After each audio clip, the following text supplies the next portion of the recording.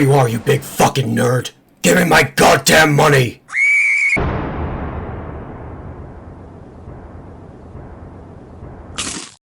Welcome to the Monster Slayer Bestiary, where we hypothesize how to fight mythology's greatest monsters. I'm your host Red King, and today we are talking about the fang-wielding Reddit mods, vampires.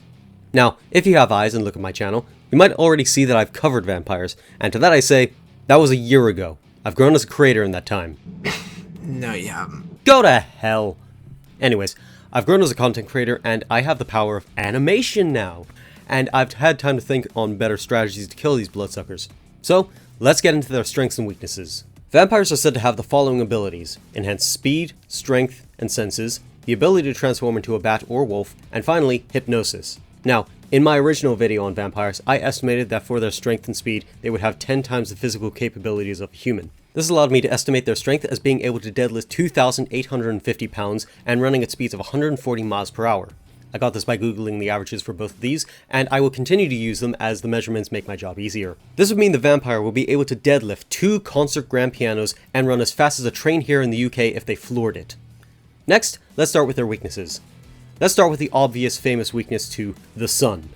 Actually, that only began with the 1922 movie Nosferatu. Historically, the vampire wasn't hurt by the sun. Yeah, well, the historic vampire was also a possessed, rotting corpse, and nowhere near the charismatic aristocrat that they are seen as today. And I'm pretty sure no one wants to see how to beat that thing, so don't interrupt me. Back to strengths and weaknesses. Some more common weaknesses for vampires are actually just wards to keep them away, such as garlic, wild rose, hawthorn, mustard seeds, holy water, a crucifix, and finally, a rosary. None of these are said to be able to kill the vampire, but they do mean that they are warded off, and as such the vampire can't kill you at night if you have them around your base of operations.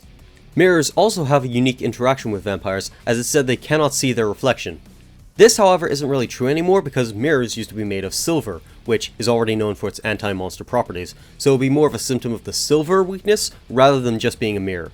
Speaking of silver, the mirror thing is the only reference to the weakness of silver, as far as I can tell, but we'll use the weakness of silver as simply a way to identify the vampire but not actively defeat them.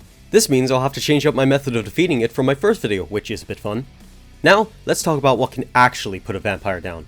Staking it through the heart is the most commonly found method of killing a vampire. It is commonly done with a few different materials being used to make the stakes. These materials include the wood of ash, hawthorn, oak, and aspen trees. Another method found is an exorcism, but I will be ruling that one out, as being an atheist, it means I can't perform it even if I wanted to. Also, I doubt any member of the clergy higher than a choir boy is watching my videos, so I doubt you could either. Drowning is another method I found to kill a vampire. The final method I found is... oh no. Say the line, Red. First off, how did you get in here? Second, go to hell, I already appeased you in the last video by shooting that cop in the skull. I'm not using guns to kill the vampire. But think of how easy it would be. Yeah, it'd be as easy as this.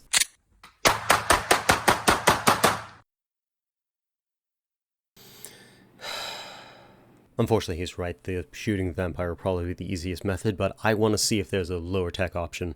Now that we have the strengths and weaknesses of the vampire, let's figure out how to send it back to hell. First, let's get a way to stop it from killing us. Now, as I explained in my original video, there's no armor on the planet Earth which can survive getting hit by a vampire. Modern military gear is made to stop bullets around center mass, and as such a vampire with enhanced speed would easily bypass them and tear off one of your limbs. Steel armor wouldn't work because the vampire could easily fly into a blind spot and crush the armor, restricting your movement further and turning you into soup in a can. And armor that I thought of in the first video, which had silver coating, wouldn't work because the only interaction historically that caused silver to affect vampires was that stuff with mirrors. So, instead, we should wear gear that allows us to move more freely and use whatever weapon we need. Something with more padding around the chest to protect the vitals that are there, but that would be the most protection we would have physically. Instead, to stop the vampire from killing us, we should use one of the wards I talked about. The easiest would probably be just wearing a rosary around your neck, or you could go with the classic string of garlic around your neck. These would mean the vampire wouldn't try to attack us directly, and would allow us time to fight. However, just because a vamp can't attack us directly by slitting our throat, doesn't mean it couldn't just grab a rock and chuck it at us at Mach fuck. So being wary of the environment and areas to take cover would be essential. Next is the weapon we are going to use to shank the vampire. Obviously stakes are a must, and I personally would have them made out of an aspen tree. Why would I be that specific, you may ask? Because it's believed that aspen wood was the wood that Jesus' cross was made out of. I just find that explanation of why it was used to be the coolest shit. Honestly, any of the wood I mentioned before would probably work though. Now, I would also add 2 throwable weapons into our arsenal. One being an idea I used in the first video of a Metsubushi smoke bomb, but instead filled with rice. Rice isn't known as a classical weakness for vampires, but it helps in an entirely different way to the others I talked about. It is said, if you spill grain in front of a vampire, they are compelled to count each one. This would be helpful as a quick means to distract the vampire, even for a second. The Metsubushi smoke bombs could be made out of eggshells and either thrown at the enemy to blind them directly, or be crushed in your hand when you wanted the contents thrown at the enemy if you wanted more control. I would say the second method would be the way we would deploy the rice.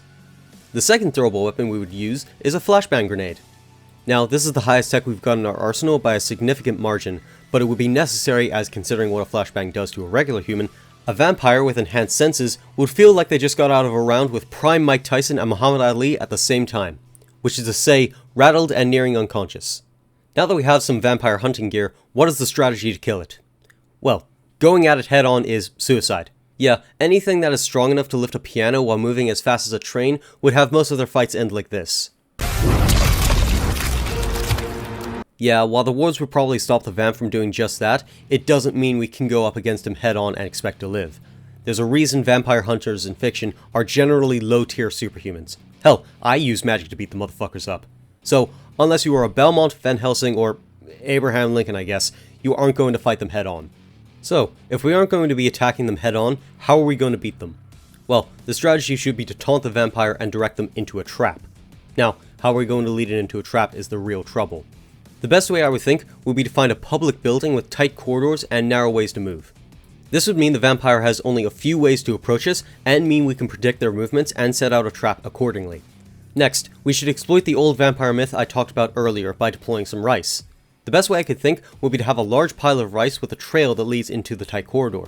The vampire would be compelled to count the rice, and if we have a trail of rice lead to the end of the corridor where we are, it will mean we have the perfect chance to stab it at any time as it approached us. Now, there is one problem with this strategy. We have no way to know if the old vampire myth about counting grain would work, so we need a backup in case it fails. Now, trying to draw it in would be very difficult without the grain trick, as the vamp is obviously flying very high in the air. But what if we were able to shoot our stakes at the vampire? But how will we do that, I hear you asking? What if we have a stick and string, and we have the bending of the stick snap the string forward and launch the stakes? I call it the string throw. Red, that's already a thing. It's called a bow. Son of a bitch! So the simple solution is to get a bow and shoot arrows that don't have arrowheads and are instead sharpened. Now, we're obviously not hitting the small human-sized flying target at 100 meters in the air and that's moving at 140 miles per hour. That would be difficult even if I was using a gun. But if we can draw their attention with this, we can have it fall into a different trap. Shoot your arrows from your bow at the vampire, doing it near the corridor entrance. Now, the vampire is pissed and will start charging at you immediately. Get inside the corridor and leave the door open. Now, vampires are generally very arrogant. They probably won't expect you to be able to hurt them in any way, and as such they are very likely to walk or fly right through the doorway. Now if we add a laser tripwire and some goggles to protect our eyes to the arsenal as the final pieces of tech, the vampire will hit the lasers as it flies in, these would set off the flashbangs we have linked to them, and while we have the goggles on, the vampire who hasn't seen the sun in a few hundred years will suddenly be reminded of its brightness, as a bunch of flashbangs are set off right next to its face, and as the vampire is blind, deaf, and disoriented, we can run up to it and stab it through the heart, finally putting an end to the geriatric blood-sucking Discord mod.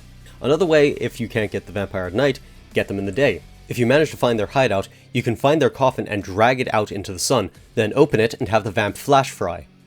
You should attempt this right after dawn, so the vampire is just asleep and you have ample time to sneak into their base, avoiding any traps they have set to stop this exact scenario. However, if the vamp wakes up while you are doing this, or you don't finish in time before the sun sets, then get the fuck out of there and don't try it again. A vampire may be arrogant, but they aren't stupid. They understand if there's a motherfucker who's crazy enough to try and kill them, then they need to kill that person before he gets the chance. Why do you think Dracula put his opponents on stakes? It was to send the message that trying to kill him is suicide, so it deterred vampire hunters. But a vampire being after us just means we can lead them into a trap easier. They'll be so focused on killing us that they might not notice a trap that we set up with us as bait. We could literally do a broadcast saying, "I'm here, come get me, bitch," sending them to a football field where we have replaced the regular lamps with UV lamps, then just turn them on when they get to the field. The main thing is, vampires may be smart, but their arrogance is blinding. Use it to send them back to hell. Further inspection. None of these methods should work. You cannot beat vampires, so instead you should... I'm giving you a 5-minute head start. Thank you. I'm going to need it. You're very fast. Before I teach him a lesson in not messing with my show, I just want to say thank you. This year has started my content creation journey, and I wanted to say thank you to all of you who have watched, subscribed, and commented. It has meant the world to me to be able to entertain all of you, even if I am a complete dumbass. Thank you, and this is Red King, signing off. Now where the fuck is that vampire?